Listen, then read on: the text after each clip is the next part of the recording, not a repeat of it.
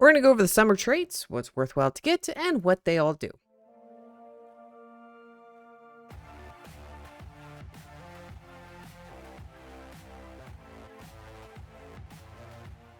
Hey, little Blebbians, this is Sister here. Hopefully having a great day. I'm having a great day. We're back today in Anime Warriors Simulator 2. So we're going to be going over the summertime traits that we have and talk about what they do, recommendations for teams, and things like that. So if you have not already, please make sure you smash the level like button, do the subscribe button.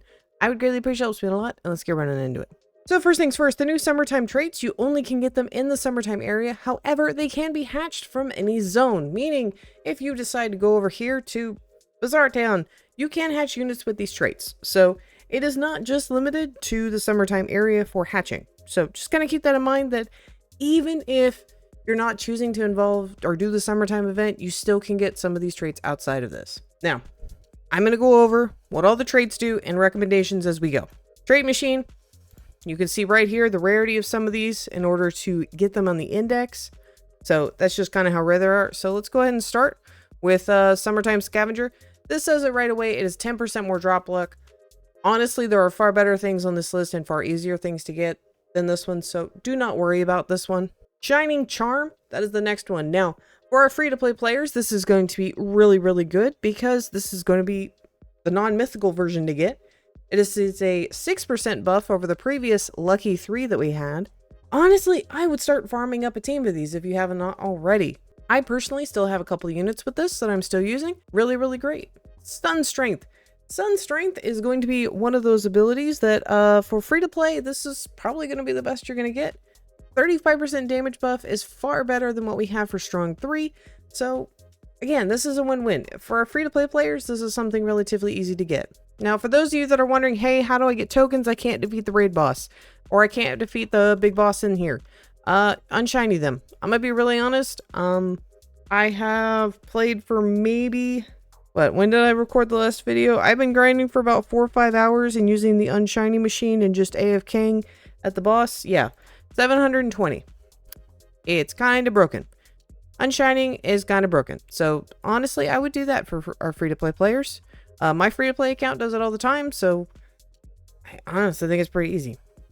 Alright, next ones. These are going to be going into our 2 legendaries. We have Treasure Hunter, which is 70% yen, 20% drop luck, and 35% damage. Free-to-play players, hello! This is one of your brand new friends. That drop luck, the damage, and the yen is going to help alleviate a lot of issues you have in the game. Really great trait. Something I would recommend trying to get. Now, you can start making a drop luck team with this, because this is also an increase from what we've previously had. So if you're not having any luck, or you're just trying to start building up other teams to do stuff, Treasure Hunter is going to be the way to go. Next one is Pirate. So this is basically all damage. So this is actually going to be better than Brawler, which was the previous legendary that we had. That was pretty good. So again, Pirate, if you get that, that's just straight damage. Now we're going to get into the last one, which is going to be Oceanborne, Captain, and Infernal. So Oceanborne. This warrior has gained the power through the sea. What does that mean? Well, I have a little cheat sheet for y'all. Oceanborne is 80% damage, 35% attack speed, 100% walk speed, 25% drop luck, and 30% luck. I'm going to be really frank, guys. This is going to be something you are going to want to hold on to. If you get any unit with this, immediately is going to be put on a luck team. Would be really great for a drop team. Has amazing damage. Okay, this does better than Ethereal. I think it almost beats Angelic. I mean, honestly, this is the perfect one for free to play and pay to win. If you're not like super into farming materials, if you can get an Oceanborne on anything, you are going to be set. And honestly, this is probably going to be the one I'm going to recommend for most people to go ahead and get over the next one, which is Captain, which I want to give a big shout out to Secret and to Dre for helping me get some of these thumbnails, because I haven't gotten these traits yet. So we have Captain is 90% damage, 22.5 attack speed, and 80% walk speed. Now here's the deal. Captain and Ocean, they're separated by 10% damage, but they have an increased in attack speed of 12% for Oceanborne. So I'm kind of like, Captain's good. Captain, if you are leaderboard hunting, is probably going to be better. However, honestly, if I rolled an Oceanborne, I would take it in a heartbeat. It is amazing. It is really, really good. I honestly would not trade that. So for most players, honestly, getting an oceanborne while the event is still around, I'm going to highly recommend, whether it be for a luck team, for a drop team, for your main team, whatever it happens to be, go get an oceanborne. I personally have hatched 2 since the start of the event. So I do have 2 of these, and they are forever going to be on my summer team, and they will be permanently on my luck team once all this goes away. So again, guys, I would recommend getting it. It's really nice. Now, we've gone over Oceanborne Captain. There actually is not that many traits. So as you can see, literally 1, 2, 3, 4, 5, 6, 7, 8. There's just 8 traits in this event. We're going to talk about the big one, Infernal. So this is the one that everyone has been wanting. This is the new Deity. And let me read off the stats for y'all. It is 275% damage, 65% attack speed, 300% walk speed, 50% drop luck. That's a lot of drop luck. So drop teams will forever need to have an Infernal's units on it. Now, I do want to kind of talk about the difference between Infernal and Deity. So one thing not being taken into consideration is that if you have Deity units, I'm just letting y'all know, you have to only swing -2 times for their ultimate to go off, which means passively they're going to do damage probably at the same rate. Now, if we're talking about damage as far as leaderboards, if we're talking about damage as far as getting through dungeons, because in dungeons, if y'all don't know, we use alt canceling, which is the prospect of clicking the units over and then retreating them before they do their ultimates. I mean, honestly, yeah. So that's kind of the big difference. Infernal, by leaderboard standards, is going to be the best of the best. Honestly, most damage probably is going to be better. I don't have an Infernal unit that I can test with a Deity unit comparatively. So I don't know like what the true answer is, but it is about a 30% increase overall comparatively to Deity.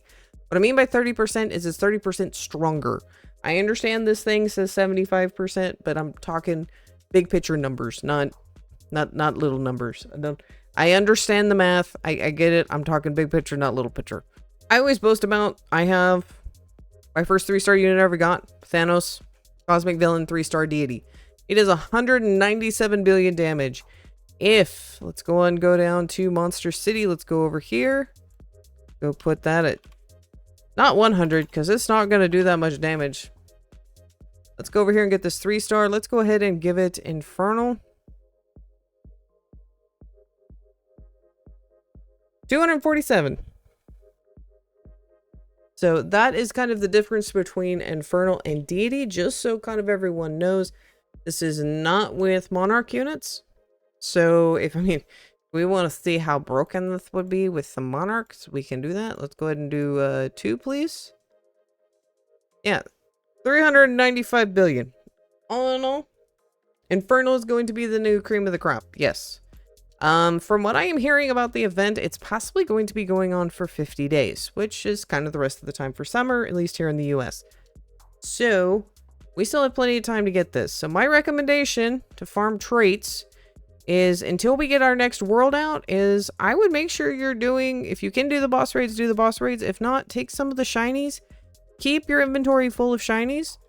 I have done this. I do not like having these many units.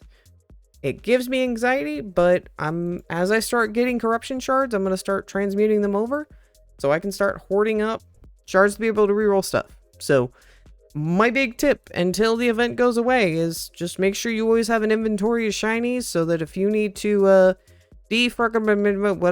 unshiny them, then you have those resources available to you. So plebs, hopefully this was helpful with the traits. Again, pretty much the purples and the yellows, so the legendaries, more focused for our free-to-play players and our lesser pay-to-wins, and then everything from up that is our full pay-to-win folks. So hopefully this information helps. Hopefully y'all have a great day. Happy 4th, and I will see y'all next time.